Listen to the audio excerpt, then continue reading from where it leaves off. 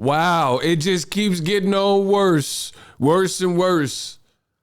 Now, somebody reaches out to Isaac Pitbull Cruz, who says he's still trying to fight Ryan Garcia, and the information being put out by De La Hoya, Ryan Garcia, is not to be trusted. It's BS. Wow. The story continues. Stay tuned to my video for more on boxing.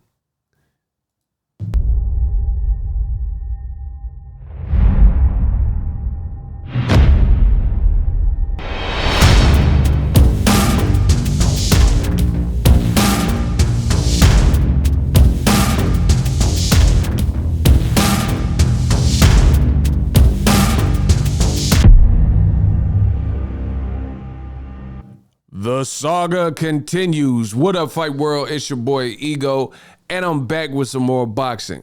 Before I get started, what I need you to do is throw a like on the video. It's 2022. Y'all got some time. You clicked on the video, you found it. Stay tuned to my channel for the latest and greatest in boxing, and throw a like on the video.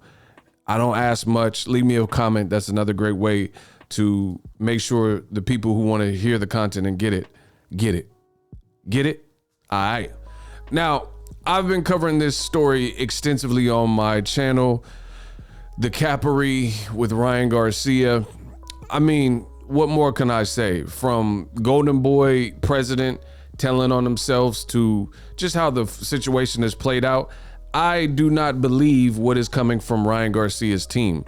Just a quick recap to let you know why I do not believe it is, one, Ryan Garcia has a track record of not fulfilling the fights. This is just a stigma that he has created by pulling out of fights and really talking and using social media to promote fights which never happened.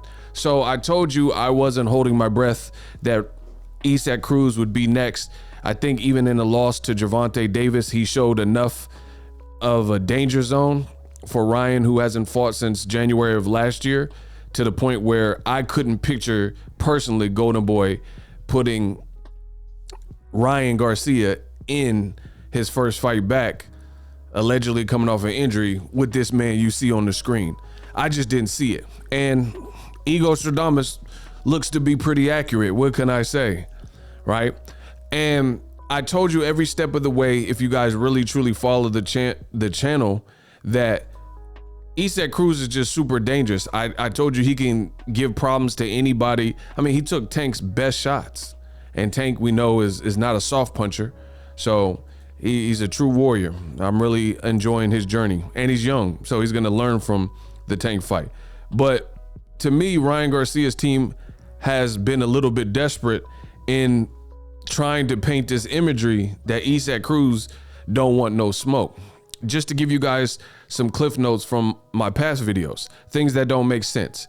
So randomly on January 6th, Oscar De La Hoya, he had tweeted, hey, negotiations are over. So right then and there, if you've been following the channel, which I advise you guys to do, that should draw red flags, because just peep this. Oscar De La Hoya on January 3rd is saying, hey, Pitbull Cruz, holla at me. We're trying to make this fight. January 3rd.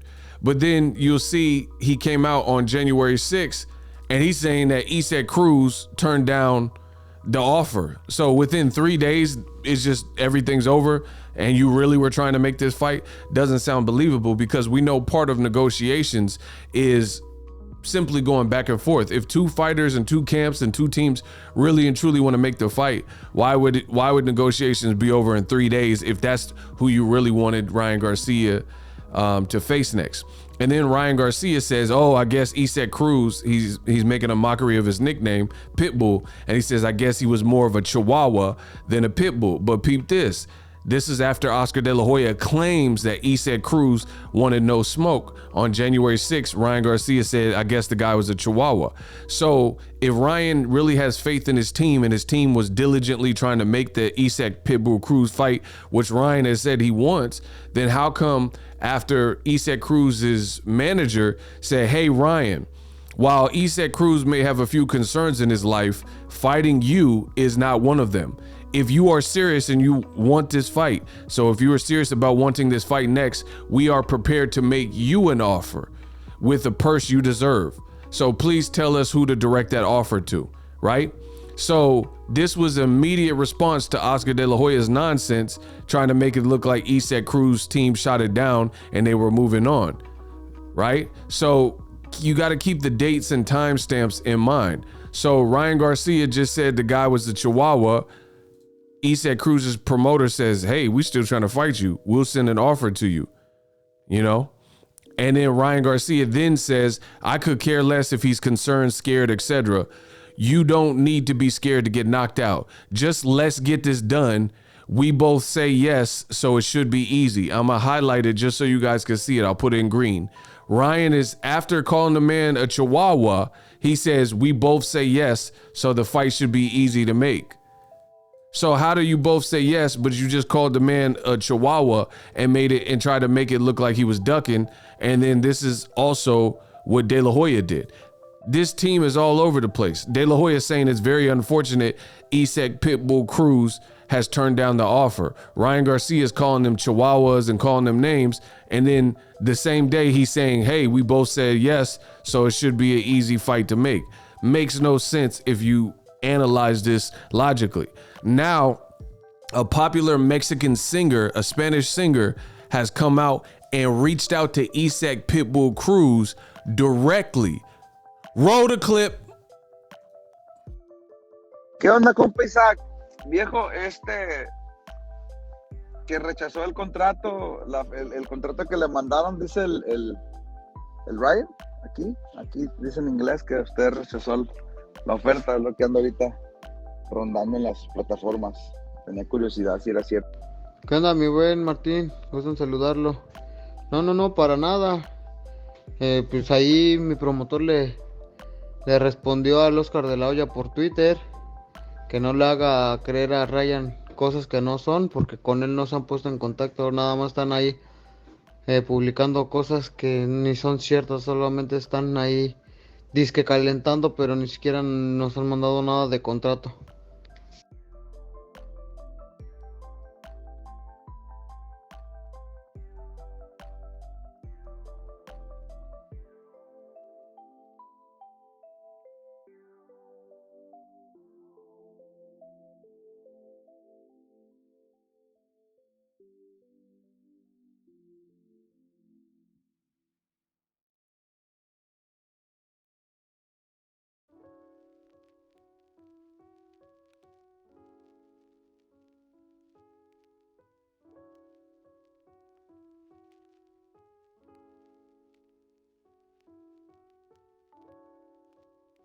Where, bro, Ryan Garcia is going to get himself in trouble because he's doing a lot of talking on the internet, and at some point that talking will come back to haunt you because you're going to have to make good. You can't just frame people and say, oh, this guy's ducking me, this guy's don't want no smoke, and then Cruz is like, that's not true. His promoter is saying that's not true. Sean Gibbons, he already responded to Oscar De La Hoya, and he already responded to Ryan and said, hey, we'll still make you an offer.